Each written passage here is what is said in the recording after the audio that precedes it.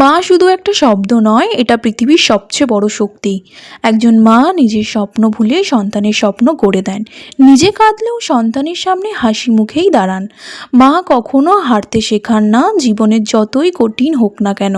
মায়ের আশীর্বাদ থাকলে মানুষ আবারও উঠে দাঁড়াতে পারে, কারণ মায়ের ভালোবাসা নিঃস্বার্থ। মায়ের আশীর্বাদ পৃথিবীর সবচেয়ে বড় সম্পদ।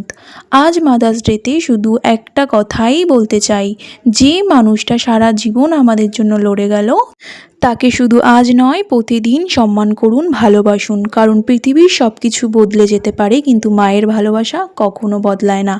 মা আছে বলেই জীবন এত সুন্দর। একজন মা মানে হাজারটা ত্যাগের গল্প।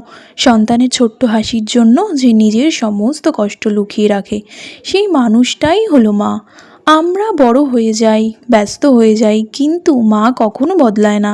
রাত জেগে অপেক্ষা করা, খেয়েছিস কিনা জিজ্ঞাসা করা, কষ্টে পাশে দাঁড়ানো, এইসব শুধু একজন মাই করতে পারে। মাদার্স ডেটা শুধু একটা দিন নয়, একটা সুযোগ।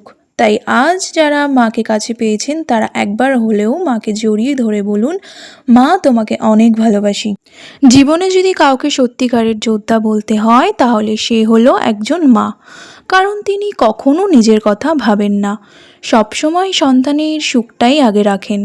মা আমাদের প্রথম শিক্ষক, মা আমাদের প্রথম বন্ধু, আর সবচেয়ে বড় সাহস।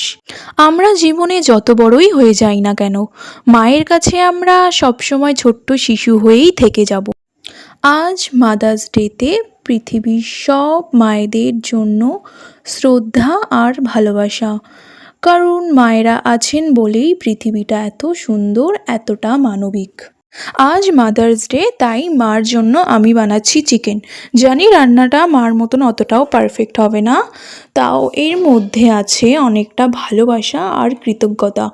আজকের মায়ের হাসিটাই সবথেকে বড় উপহার।